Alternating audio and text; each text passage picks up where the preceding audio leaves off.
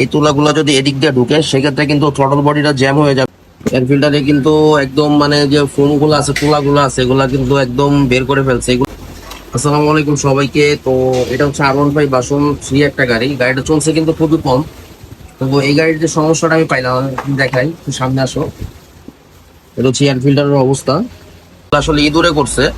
তো মূলত এটা হওয়ার যে কারণটা আমি বলি, সেটা হচ্ছে এই গাড়ির যে মালিক বা যে ওনার, উনি হচ্ছে প্রবাসী, বাইরে থাকে, সিঙ্গাপুর থাকে। নাম হচ্ছে ফারুক ভাই। এটা হচ্ছে বোসিংকার একটা গাড়ি।